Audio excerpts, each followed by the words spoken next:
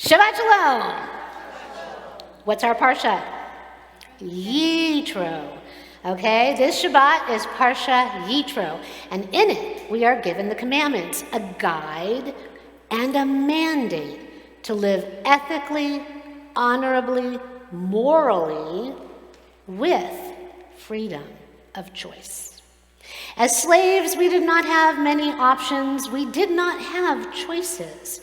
For hundreds and hundreds and hundreds and hundreds of years, our lives were structured in accordance with fear, brutality, at the will of our masters.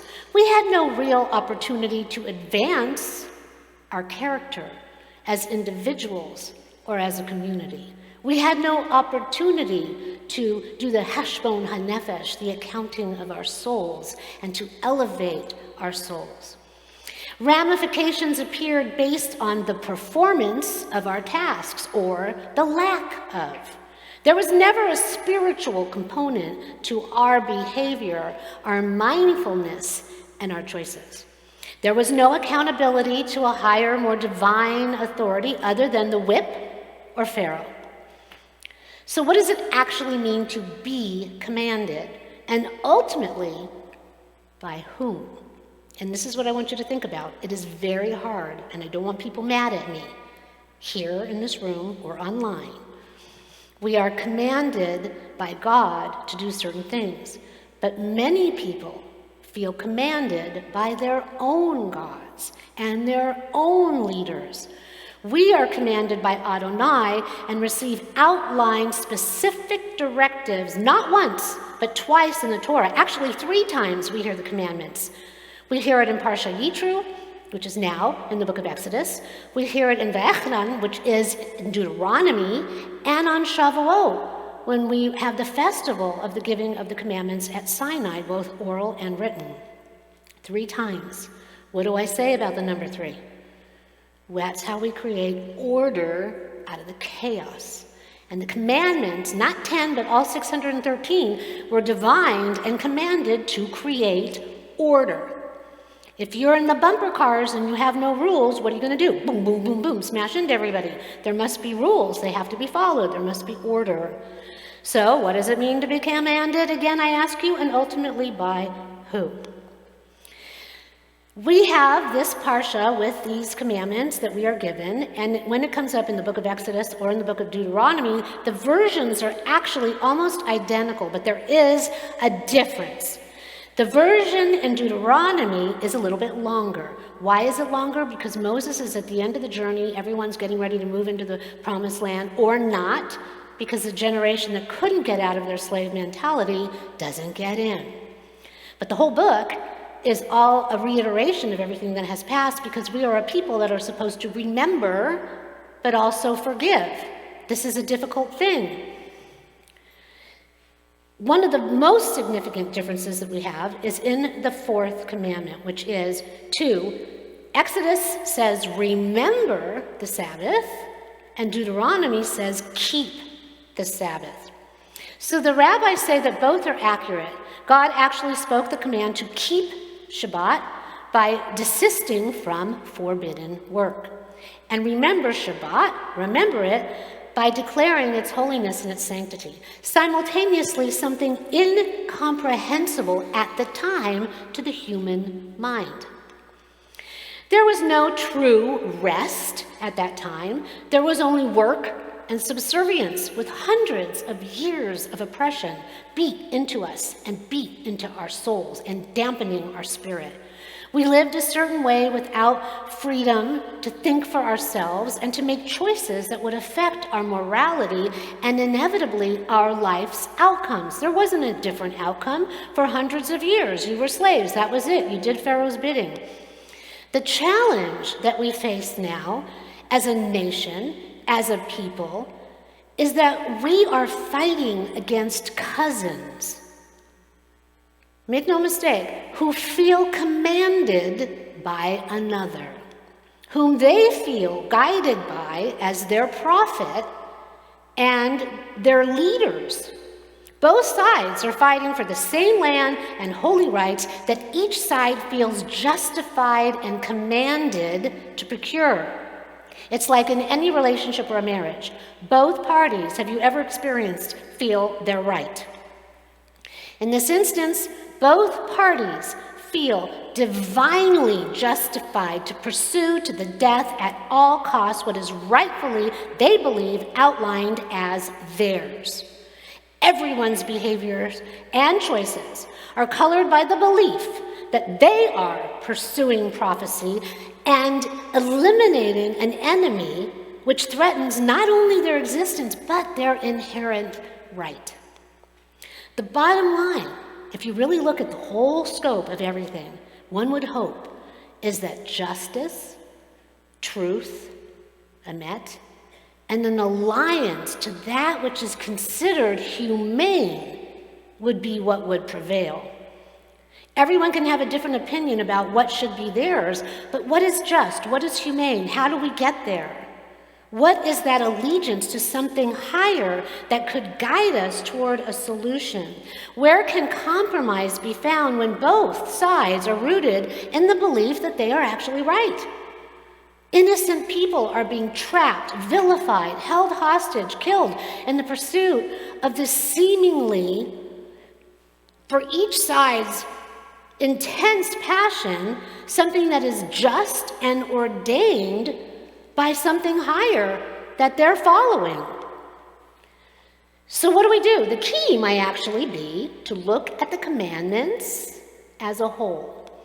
They were given for a reason by God that knew with freedom comes responsibility and choice.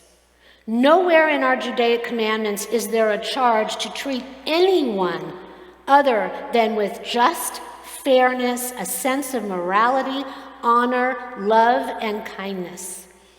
If one worldview were to be followed objectively, shouldn't it be the one that commands loving one's neighbor as themselves, to not murder, to not lie, cheat, covet, bear false witness, and to honor those who have come before, as well as those who are meant to follow, and create a world guided by the commandments so that there will actually be a world to continue. When fanaticism reigns and rules supreme, we are all subject to the evils of unchecked ego and power. We are all victims of an abusive system, no matter what side of the aisle we might dwell on, or even as a country. We are ultimately one humanity, and if we cannot figure out how to dwell together as such, we will all be subject to an apocalyptic outcome that benefits no one. Commands are one thing. We have free will. We can choose to follow them or not. Sadly, many follow the commands of false prophets and gods, and this has been true for centuries. Ultimately, we are not in charge of the outcome. Our political leaders decide. We can show up, we can vote for who we feel is the best to lead us, and even that divides us and creates dissension between us. We can argue with one another, we can debate, we can speak out where we can, but in the end, for faith-minded people, or for those who may just wish for something higher and something greater to guide us, we can pray. We can pray that the commandments passed down thousands of years ago will resonate with enough, be reminders to enough that we can make a difference if we follow the guidebook, and that they will serve as a reminder when others appear in our path who do not wish our best. They will guide us. In the Torah, when something appears twice, there is a divine reason. It's called a rerun, especially in the same verse. Moses imparts these commandments at Sinai after the Exodus, and then again, we said at the end in Deuteronomy, as he recounts everything that has transpired on the journey, so that we will not forget. We are a people founded on memory, history, and the command to never forget. Yet, what do we have at High Holy Days? We must also figure out how to forgive. How do we find forgiveness? Let's say we get all past all this chaos and craziness that we're living in, how do we find forgiveness? And mind you, I'm already thinking of High Holy Days. How do we find forgiveness when so many have lost lives and so many are still held hostage? How do we find forgiveness when so many lives have been disrupted and thrown into unimaginable chaos and despair? We must remember that the blade cuts both ways. There are two sides to every story, and our oppressors are following commands that they feel to be divinely inspired and just and true for them.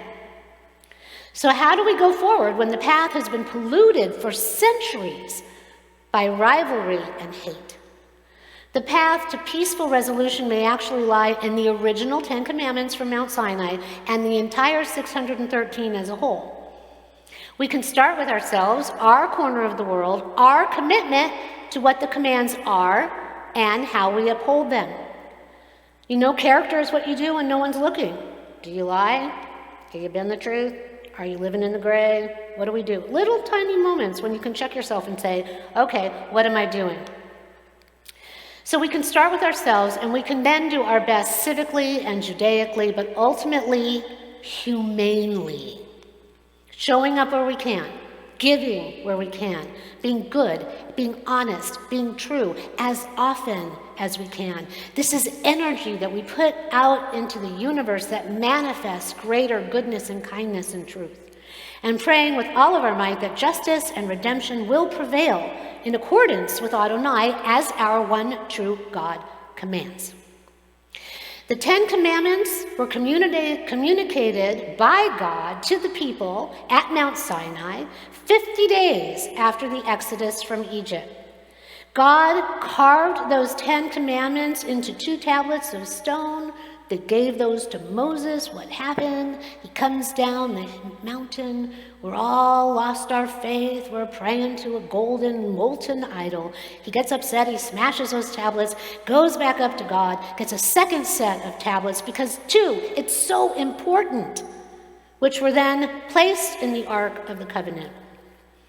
So the 10 Commandments are not exactly the entirety of God's instructions. What actually happened is from those came the 613, which have everything in them, what we should do and what we should not do, to guide us and lead us. So many times I chant the commandments. They're in Hebrew. Nobody knows what I'm saying. People may know 4 or 5 of them. The kids always ask me, what's commandment number 5? Well, honor your father and mother. But I have made sure that you all have a copy in English. Jeremy has passed them out. Raise your hand if you do not have a copy. And we're going to read them in English, okay? So that we can make the commitment on this Shabbat. Jeremy, you might want to give some to our musicians up here as well, to these commandments. So, we must live with intention, kavanah, purpose, in our hearts, in our souls, in our minds, and in our beings. And we need to be most true to that which is high and divine and spiritual, because when we're in alignment with God, we are in alignment with the best in ourselves. And when we're in that state of Emet, of truth, which is why we're Emet, then we can make a difference in the world. And we can be the change that needs to be seen. So let us all read. You can see you've got the English of the 10 Commandments. All 10 are there. We need a couple more. We have plenty. Feel free to take these home with you, but don't crumple them up and leave them on the ground. If you're not going to keep them, just put them in the back table back there, just like we do when we have Hebrew. Let's please do this with the English because of what we're saying most particularly, and so that we can make that connection. So as we're reading in the English, let us make the connection to what was given to us as our guide of morality to follow. And when we have more than 10, we have a minion. Let us manifest the energy that this light and this love and this purpose can be manifest throughout the world for all humanity. So together, number 1. I am the Lord your God, who brought you out of the land of Egypt, out of the house of bondage. Number 2, you shall have no other gods before me. You shall not make for yourself a graven image, nor any manner of likeness of anything that is in heaven above, that is in the earth beneath, or that is in the water under the earth. You shall not bow down to them, nor serve them, for I, the Lord your God, am a jealous God, visiting the iniquity of the fathers upon the children of the third and fourth generation of them that hate me, and showing mercy unto the thousandth generation of them that love me and keep my commandments. 3. You shall not take the name of the Lord your God in vain, for the Lord will not hold him guiltless that takes his name in vain. Number 4. Remember the Sabbath day. Remember to keep it holy. 6 days you shall labor and do all of your work, but the seventh day is a Sabbath unto the Lord your God. On it you shall not do any manner of work, you, your son, your daughter, your manservant, your maidservant, your cattle, and your stranger that is within your gates. For in 6 days the Lord made heaven and earth, the sea, and all that is in them, and rested on the seventh day. Wherefore the Lord blessed the Sabbath day and hallowed it. Number 5. Honor your father and mother, so that your days may be long upon the land which the Lord your God gives you. 6. You shall not murder. 7. You shall not commit adultery. 8. You shall not steal. 9. You shall not bear false witness against your neighbor. 10. You shall not covet your neighbor's house. You shall not covet your neighbor's wife, his manservant, his maidservant, his ox, his donkey, nor anything that is your neighbor's. Tricky thing when we're neighbors in the East. So we want what's right and good and just for everyone, and that's all we can pray for. And different people are going to see it different ways. Just like two people see an accident and they can be absolutely sure of what happened and have two completely different points of view. Just like a parent with a child, just like two people in a relationship, and each side can feel 100% right. How do you find the way through? That's what we have to figure out as one humanity.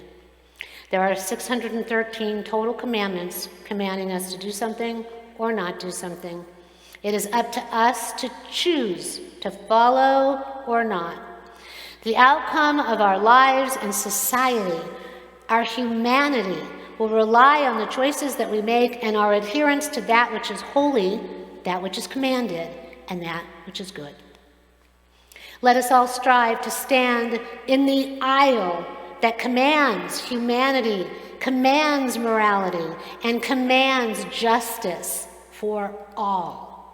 Let us love and support all who work for the betterment of society, with a mind toward equality and honor. And let us pray for salvation and redemption, that which we have seen before and is so desperately needed now for all man and womankind. King Yitro, may it be God's will. Shabbat Shalom.